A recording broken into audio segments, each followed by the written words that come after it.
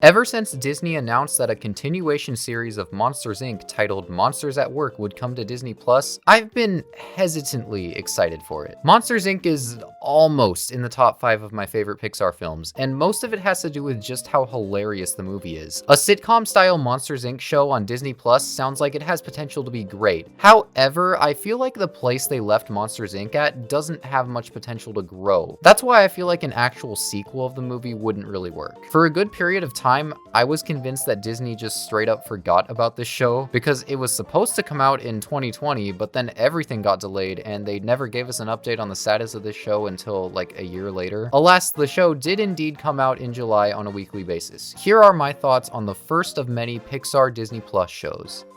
Okay, wait. Before I continue, I need to experiment. You see this graph? Make it look more like this, please. I don't usually do this at the beginning of my videos, but I want to see if it actually makes a difference. Please subscribe. If you like Pixar content, I have a lot of it for you. Okay, shutting up now. Anyways, video continuing. One thing we didn't get to see much of in Monsters Inc. is the transition from scream power to laugh power. They just kinda did a time jump after Waternoose got caught in 4K, and then boom, now they run on laugh power. It didn't feel very developed, and it almost felt like a parody of the super clever concept that thrived in the movie. But you couldn't really blame them for it, since it was at the very end of the movie, and it just kinda made sense for something like that to happen. Regardless, this series shows the gruesome and challenging change from scream power to laugh power. It shows all the power outages that happen. Need to figure out a way to generate more laugh power. Suggestions? How about a laugh extractor? Too soon, Fungus. All the devastated scarers who are out of a job now. Heck, Mike Wazowski even had to start a comedy class at the end of each episode because not enough people were funny. It takes this new concept just as seriously as the scream power concept, which is such a relief because that was something I was really worried about before the show came out. This show overall feels very faithful to Monsters Inc. There's a bunch of references to both movies in this show, and most of them go under the radar unless you've seen them recently.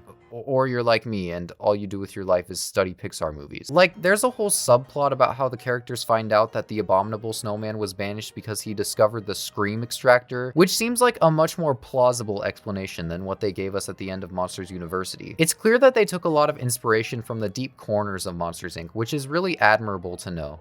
Fungus, I got a really nice car. You let me go, I'll give you a ride in the car. Thanks for keeping me on, Mr. Wazowski.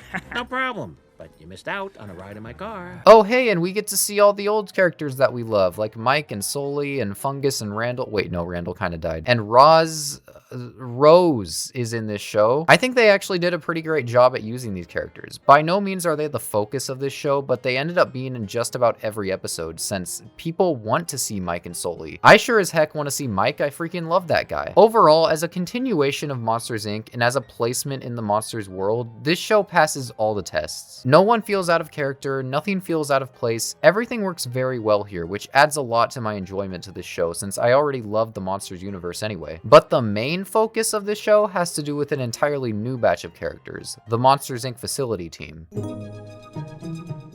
The main course of the meal that is Monsters at Work is this sitcom-like group of monsters who work together to do maintenance on stuff. We've seen this many times before. An average normal person gets thrown into a group of weirdos who he has disdain towards at first, yet slowly begins to appreciate over the course of the season. Each episode involves Tyler, the protagonist, doing something for his own personal gain at the expense of the Miffed group. This helped Tyler develop into a much more caring and better character by the end of the show, but it also made him seem like a giant a-hole a lot of times. And again, this is all necessary because by the end of the series, Tyler grows very attached to the Miffed group. But for someone who was set up as the protagonist at the beginning, it just felt very odd to see him getting a whole new bowling team because Miffed isn't good at bowling, or yelling at Val for claiming they were in the same class together at MU. Like, I don't know, 4 episodes in, I was really hating this dude and it didn't look like it was getting better. All the other characters are very likable, however. Val is bubbly and friendly, Cutter is chill and is probably hiding one of her husbands in her basement. This is how I caught my second husband. Impossible to escape.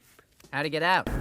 He got out? Fritz is the childish but super nice boss who puts everyone's needs before his own. Now that I think about it, he's a lot like Michael Scott, just like not a psychopath. And Duncan is the one aggressive one who's obsessed with stealing Fritz's job. I guess he's supposed to be the antagonist of this group, but I don't know, he's pretty funny to me. Overall, this is a pretty solid group of characters that works perfectly fine for a Monsters Inc. sitcom. There's nothing too incredible that happens with any of the character arcs. Everything is pretty simple here, which is kind of a shame considering they're the main focus of the show, but them bouncing off each other with comedy works pretty well most of the time. Okay, coming from a movie that is one of my favorites of all time for its killer jokes, this series has some big shoes to fill with regards to its comedy, and I can't really say that it's a disappointment. You're kind of getting a mixed bag with the comedy style in the show. It's either the basic sitcom type where the characters do some quirky shenanigans, or it's some out-of-the-blue, borderline surreal type humor, similar to Monsters Inc. Like in the episode where they bring back Adorable Snowman, voiced by John Ratzenberger, Tyler makes the claim that Adorable is his dad, but then he runs into his real dad, who is also voiced by John Ratzenberger. I just need to drop off my son's lunch. Hey, you sound familiar. Wait a minute here. They're just using the same actor over and over. What kind of a cut-rate production is this? Honestly, that was probably the funniest episode in my opinion. I enjoy reading an open mail. Makes me feel like I have actual friends. Oh, yeah, no, that's very interesting and most likely illegal. But There's a really funny joke in one of the episodes about Mike and Sully being overpaid CEOs. Sully, you're not thinking like an out-of-touch, overpaid CEO. That one made me laugh, like, really hard. Rose did a pretty good job as a substitute for Roz, but I don't think there were enough scenes with her and Mike together because that's what honestly made Roz so great in Monsters Inc. Not go.